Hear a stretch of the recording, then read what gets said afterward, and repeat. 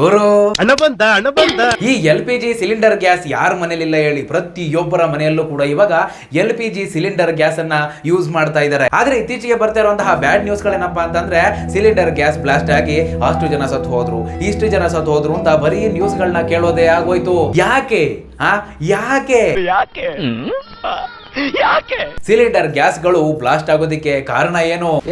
ಆ cylinder gas blast ಆಗಿ ಅಷ್ಟು ಜನ ಸತ್ತು ಹೋದ್ರು, ಇಷ್ಟು ಜನ ಸತ್ತು ಹೋದ್ರು ಅಂತ ಬರ್ತಾ ಇರುವಂತಹ ನ್ಯೂಸ್ ಗಳಲ್ಲಿ ಅವರು ಹೇಳ್ತಾ ಇರೋದು ಒಂದು ಪೈಪ್ ಎಕ್ಸ್ಪೈರಿ ಆಗಿತ್ತು, ಇನ್ನೊಂದು ಗ್ಯಾಸ್ ಸಿಲಿಂಡರ್ ಟೆಸ್ಟಿಂಗ್ ಡೇಟು ಮುಗ್ದೋಗಿತ್ತು ಅಂತ.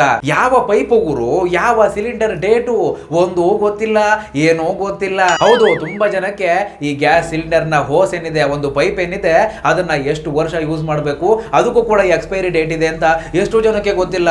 ಮತ್ತೆ ಗ್ಯಾಸ್ ಸಿಲಿಂಡರ್ ಗೆ ಎಕ್ಸ್ಪೈರಿ ಡೇಟ್ ಇಲ್ಲ, ಬಟ್ ಡ್ಯೂ ಡೇಟ್ ಇದೆ. ಆ ಒಂದು ಡ್ಯೂ ಡೇಟ್ ಅಂದ್ರೆ ಆ ಒಂದು ಸಿಲಿಂಡರ್ ನ ಟೆಸ್ಟಿಂಗ್ ಗೆ ಬಿಡಬೇಕು, ಆ ಟೆಸ್ಟಿಂಗ್ ಡೇಟ್ ಕೂಡ ಆ ಸಿಲಿಂಡರ್ ಗೆ ಇದೆ ಅಂತ ಎಷ್ಟು ಜನಕ್ಕೆ ಗೊತ್ತಿರಲ್ಲ. ಹೌದು, ತುಂಬಾ ಜನಕ್ಕೆ ಆ ಗ್ಯಾಸ್ ಸಿಲಿಂಡರ್ ನ ಪೈಪ್ ಏನಿದೆ, ಆ ಒಂದು ಹೋಸ್ ಗೆ ಎಕ್ಸ್ಪೈರಿ ಡೇಟ್ ಇದೆ ಅಂತ ಎಷ್ಟು ಜನಕ್ಕೆ ಗೊತ್ತಿರಲ್ಲ.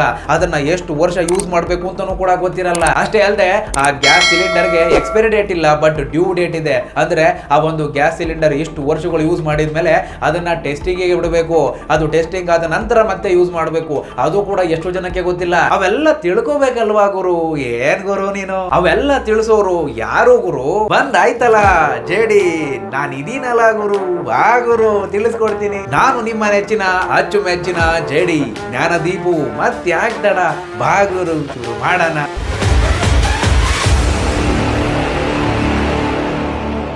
ನೀವು ಮನೆಯಲ್ಲಿ ಯೂಸ್ ಮಾಡುವಂತಹ ಗ್ಯಾಸ್ ಸಿಲಿಂಡರ್ ಪೈಪ್ದು ಆ ಒಂದು ಹೋಸ್ ಏನಿದೆ, ಆ ಒಂದು ಹೋಸ್ ಅನ್ನ ಇಷ್ಟು ವರ್ಷಗಳು ಅಂತ ಯೂಸ್ ಮಾಡಬೇಕು. ಅದಕ್ಕೆ 4 ರಿಂದ 5 ವರ್ಷದೊಳಗಡೆ ಅದರ ಒಂದು ಕೆಪಾಸಿಟಿ ಮುಗಿದೋಗುತ್ತೆ, ಅದಕ್ಕೆ ಎಕ್ಸ್ಪೈರಿ ಡೇಟ್ ಇದೆ. ಇವಾಗ ನಮ್ಮ ಮನೆಯಲ್ಲಿ ನಾವು ಯೂಸ್ ಮಾಡ್ತಾ ಇರುವಂತಹ ಆ ಒಂದು ಗ್ಯಾಸ್ ಸಿಲಿಂಡರ್ ಪೈಪ್ ಹೋಸ್ ನ ಎಕ್ಸ್ಪೈರಿ ಡೇಟ್ ಅನ್ನ ಚೆಕ್ ಮಾಡೋದು ಹೆಂಗೆ? ಸಿಂಪಲ್ ಆಗಿ ನಿಮ್ಮ ಒಂದು ಪ್ಲೇ ಸ್ಟೋರ್ ಗೆ ಬನ್ನಿ, BIS ಕೇರ್ ಅಂತ ಟೈಪ್ ಮಾಡಿ ಈ ಒಂದು ಅಪ್ಲಿಕೇಶನ್ ಅನ್ನ ಇನ್ಸ್ಟಾಲ್ ಮಾಡ್ಕೊಳ್ಳಿ. ಇಲ್ಲಿ ಕೆಳಗಡೆ ವೆರಿಫೈ ಲೈಸೆನ್ಸ್ ಡೀಟೇಲ್ಸ್ ಅಂತ ಸಿಗುತ್ತೆ ನೋಡಿ, ಅದ್ರ ಮೇಲೆ ಕ್ಲಿಕ್ ಮಾಡ್ಕೊಳ್ಳಿ. ಈಗ ನಿಮ್ಮ ಮನೆಯ ಸಿಲಿಂಡರ್ ಪೈಪ್ ನ ಮೇಲೆ CM_L ಅಂತ ಬರೆದ್ಬಿಟ್ಟು ಅದ್ರ ಮುಂದೆ ಒಂದು ನಂಬರ್ ಅನ್ನ ಕೊಟ್ಟಿರ್ತಾರೆ. ಆ ಒಂದು ನಂಬರ್ ನ ನೋಡ್ಕೊಂಡು ಇಲ್ಲಿ ಕರೆಕ್ಟ್ ಆಗಿ ಟೈಪ್ ಮಾಡ್ಕೊಳ್ಳಿ. ಗೋ ಮೇಲೆ ಕ್ಲಿಕ್ ಮಾಡಿ. ಈಗ ಇಲ್ಲೇ ಪ್ರತಿಯೊಂದು ಡೀಟೇಲ್ಸ್ ಕೂಡ ತೋರಿಸುತ್ತೆ ನೋಡಿ. ನಿಮ್ಮ ಒಂದು gas cylinder pipe expiry date ಕೂಡ ಕೆಳಗಡೆ ತೋರಿಸುತ್ತೆ. ಇಲ್ಲಿ ಕೆಳಗಡೆ ಲಾಸ್ಟ್ ಗೆ ಬಂದ್ರೆ ಕರೆಂಟ್ ಸ್ಟೇಟಸ್ ಅಂತ ಸಿಗುತ್ತೆ. ಅಲ್ಲಿ ಕೆಳಗಡೆ ಎಕ್ಸ್ಪೈರ್ಡ್ ಅಂತ ಇದೆಯೋ ಅಥವಾ ಆಪರೇಟಿವ್ ಅಂತ ಇದೆಯೋ ನೋಡ್ಕೊಳ್ಳಿ. ಎಕ್ಸ್ಪೈರ್ಡ್ ಅಂತ ಇದ್ರೆ ಮುಗಿದೋಗೈತೆ ಅದ್ರ ಕತೆ ಅಂತ, ಆಪರೇಟಿವ್ ಅಂತ ಇದ್ರೆ ಇನ್ನು ಅದನ್ನ ಯೂಸ್ ಮಾಡಬಹುದು ಅಂತ, ಎಷ್ಟನೇ ಡೇಟ್ ವರೆಗೂ ಯೂಸ್ ಮಾಡಬಹುದು ಅಂತ ಮೇಲೆ ಕೊಟ್ಟಿರ್ತಾರೆ ನೋಡ್ಕೊಳ್ಳಿ. Okay, gas cylinder pipe expiry date check ಮಾಡೋದು ಹೆಂಗೆ ಅಂತ ಗೊತ್ತಾಯ್ತು. ಆದ್ರೆ ಇವಾಗ ಸಿಲಿಂಡರ್ ಗೆ ಎಕ್ಸ್ಪೈರಿ ಡೇಟ್ ಇದೆಯಾ? ಖಂಡಿತವಾಗ್ಲೂ ಸಿಲಿಂಡರ್ ಗೆ ಎಕ್ಸ್ಪೈರಿ ಡೇಟ್ ಇಲ್ಲ, ಆದ್ರೆ ಡ್ಯೂ ಡೇಟ್ ಅಂತ ಒಂದಿದೆ. ಅಂದ್ರೆ ಆ ಒಂದು ಗ್ಯಾಸ್ ಸಿಲಿಂಡರ್ ನ ಇಷ್ಟು ವರ್ಷ ಅಂತ ಯೂಸ್ ಮಾಡಿ ಅದನ್ನ ಟೆಸ್ಟಿಂಗ್ ಗೆ ಕಳಿಸಬೇಕು. ಆದ್ರೆ ಯಾವ ವರ್ಷದಲ್ಲಿ, ಯಾವ ತಿಂಗಳಲ್ಲಿ, ಯಾವ ತಿಂಗಳ ಒಳಗಡೆ ಆ ಒಂದು ಸಿಲಿಂಡರ್ ನ ನಾವು ಟೆಸ್ಟಿಂಗ್ ಗೆ ಕಳಿಸಬೇಕು ಅಂತ ನಮಗೆ ಹೆಂಗ್ ಗೊತ್ತಾಗತ್ತೆ ಕಂದ?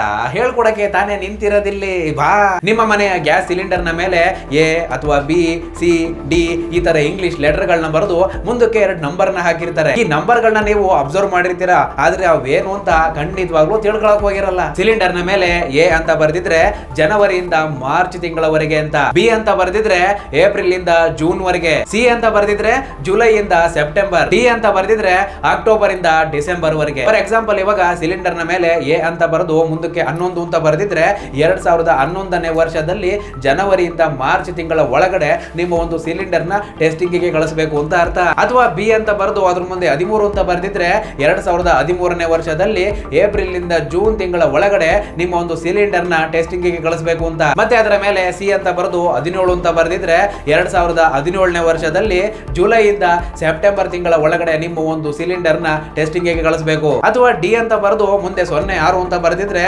2006ನೇ ವರ್ಷದಲ್ಲಿ ಅಕ್ಟೋಬರ್ ತಿಂಗಳಿಂದ ಡಿಸೆಂಬರ್ ತಿಂಗಳ ಒಳಗಡೆ ಸಿಲಿಂಡರ್ ನ ಟೆಸ್ಟಿಂಗ್ ಗೆ ಕಳಿಸಬೇಕು. ಇವಾಗ 2024 ನಡೀತಾ ಇದೆ. ಇವಾಗ ಬರೋ ಸಿಲಿಂಡರ್ ಗಳಲ್ಲಿ A24 ಅಥವಾ B25 ಅಥವಾ C26 ಅಥವಾ D27, 24 ಏನ್ ಬೇಕಾದ್ರೂ ಬರ್ಬೋದು. ಯಾಕಂದ್ರೆ ಒಂದು ಗ್ಯಾಸ್ ಸಿಲಿಂಡರ್ ಗೆ 15 ವರ್ಷ ಆಯಸ್ ಇರುತ್ತೆ. ಒಂದು ಸಿಲಿಂಡರ್ ರೆಡಿ ಆಗಿ ಆಚೆ ಬಂದ ಮೇಲೆ ಆ ಒಂದು ಸಿಲಿಂಡರ್ ನ 15 ವರ್ಷದಲ್ಲಿ 2 ಸಾರಿ ಟೆಸ್ಟಿಂಗ್ ಮಾಡ್ತಾರೆ. ಆ ಸಿಲಿಂಡರ್ ರೆಡಿ ಆದ 5ನೇ ವರ್ಷಕ್ಕೊಂದ್ಸರಿ, 10ನೇ ವರ್ಷಕ್ಕೊಂದ್ಸರಿ ಸಿಲಿಂಡರ್ ನ ಟೆಸ್ಟ್ ಮಾಡಿ 15ನೇ ವರ್ಷಕ್ಕೆ ಸಿಲಿಂಡರ್ ನ ಸ್ಕ್ರಾಪ್ ಮಾಡ್ತಾರೆ. ಮಾಹಿತಿ ಇಷ್ಟ ಆಗಿದ್ರೆ ಒಂದು ಲೈಕ್ ಕೊಡ್ಬಿಟ್ಟು ಹಾಗೆ ಸಬ್ಸ್ಕ್ರೈಬ್ ಮಾಡ್ಕೊಂಡು ಹೊಡ್ಕೊಳ್ಳಿ ಗಂಟೆ. ನೆಕ್ಸ್ಟ್ ವಿಡಿಯೋದಲ್ಲಿ ಸಿಗೋಣ.